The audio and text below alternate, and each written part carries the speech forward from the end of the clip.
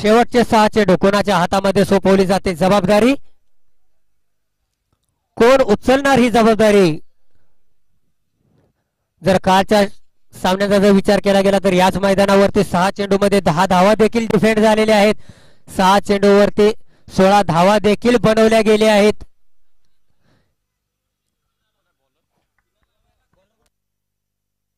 अजित गोलंदाजी ट्रॅकवरती महत्वपूर्ण 6 चेंडू. या 6 चेंडूवरती या सामन्याचं भवितव्य अवलंबून आहे.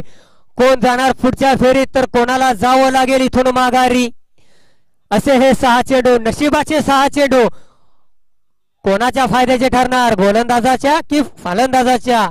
कारण हे आहे क्रिकेट. सरासरी 16 धावांची प्रति षटकामागे गरज असताना 6 चेंडूमध्ये प्रति 23 धावांची गरज असणार आहे विजयासाठी. पहिला चेंडू बॅटच्या रडार मध्ये, उंची जास्त, लांबी कमी, क्षेत्ररक्षक येतोय त्याच्या खाली, टिपला जातोय झेल, संपवला जातोय. इथे देखील या फलंदाजाचा खेळ.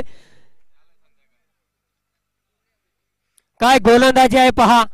पहिल्या षटकामध्ये जरूर सामना आपण गमावला होता. पहिला षटक आपल्या बाजूने जरूर राहिला नसलं तरी दुसऱ्या 2 षटकामध्ये मात्र आपली सत्ता प्रस्थापित करताना पाहायला मिळत आहे. ते मोरेवाडी हा संघ पहिल्या चेंडूवरती फलंदाजाला पाठवलं जातंय माघारी.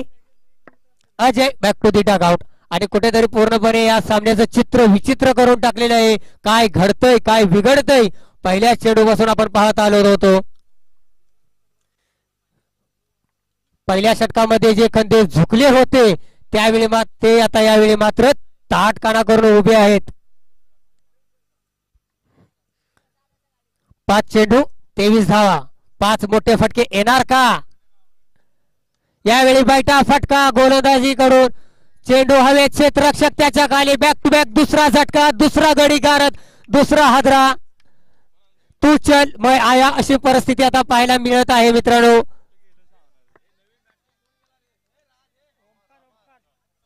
ओमकारला यावेळी माघारी परतावं लागेल. नवीन बॅटर मैदानामध्ये दाखल होताना पाहायला मिळतोय अमर.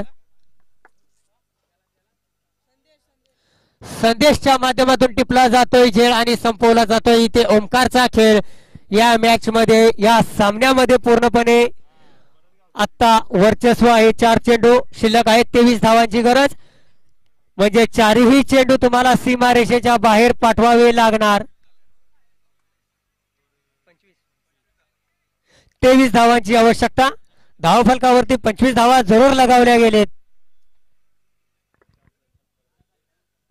4 चेंडूमध्ये 4 षटकारांची आवश्यकता. कारनामा होईल का? 4 चेंडूवरती 4 षटकार लगावले जातील का? फुलटॉस पद्धतीचा चेंडू, हॅट्रिक होईल की नाही? आणि पहिली हॅट्रिक घेणारा हा गोलंदाज रचला जातो इथे या जखुआई माता भवानी चषक 2025 मध्ये रचला गेला हा इतिहास. एक रेकॉर्ड आपल्या नावावरती केलं जातंय. या गोलंदाजाने पहिली हॅट्रिक. मिस्टर अजित